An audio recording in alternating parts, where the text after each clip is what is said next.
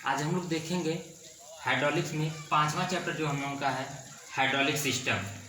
Hydraulic system में हम लोगों का दूसरा टॉपिक है हाइड्रोलिक जैक।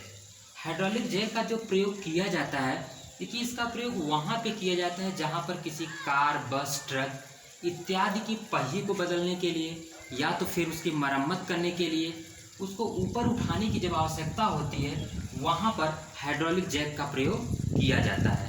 सबसे पहले हम लोग बात करते हैं, देखिए इसमें क्या होता है, इसके दाहिने सिरे पे यहाँ पर क्या होता है, हैंडल लगा होता है।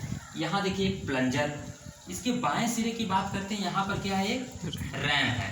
जस्ट इसके ऊपरी सिरे पर इसको बाहर को सपोर्ट प्रदान करने के लिए एक प्लेटफॉर्म लगा होता है। सबसे पहले देखिए क्या होता है, जब हम लोग हैंडल को ऊपर उठाते हैं, अर्थात जैसे ही हैंडल को ऊपर उठाया जाएगा प्लंजर क्या होता है, ऊपर उठ जाता है। जब प्लंजर ऊपर उठेगा तो यहाँ से जस्ट हम चैम्बर ए की बात करते हैं, यह वाल्व आर क्या होता है, वाल्व आर ओपन हो जाता है। जब वाल्व आर ओपन होगा तो यहाँ से चैम्बर ए से जो लिक्विड होगा किसमें, चैम्बर बी में चला जाता है। कहने का मतलब जब प्लंजर ऊपर उठता है, हैंडल से जब प्लंजर को ऊपर उठाते हैं तो क्या होता है कि वाल्व आर ओपन होता है, और वाल्व आर को ओपन होने से इसमें से चैम्बर ए से जो लिक्विड है वह द्रव कहाँ चला आता है, चैम्बर ए से द्रव चैम्बर बी में चला आता है।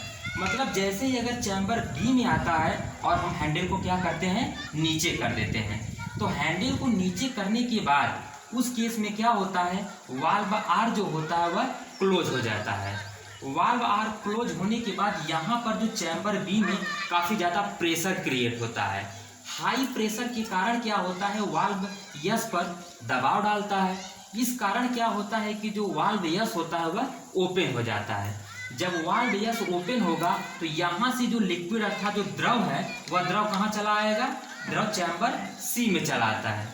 जब चैम्बर सी में आएगा और सी से होते हुए यहाँ पर रैम पर क्या होता है, प्रेशर क्रिएट करता है, जिससे प्लेटफॉर्म पर रखा हुआ भार थोड़ा ऊपर उठ जाता है। यह प्रक्रिया हम बार बार करते हैं। कहने का मतलब ये हुआ कि आप फिर दोबारा जो प्रक्रिया स्टार्ट करते हैं, हैंडल को नीचे करते हैं।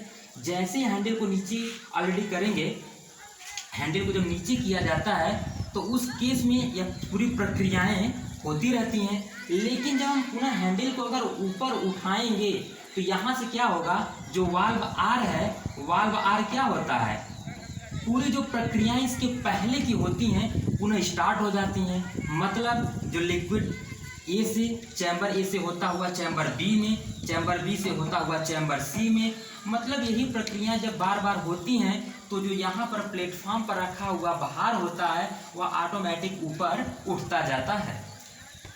तो डियर स्टूडेंट्स, आज के लिए इतना ही। Thank you.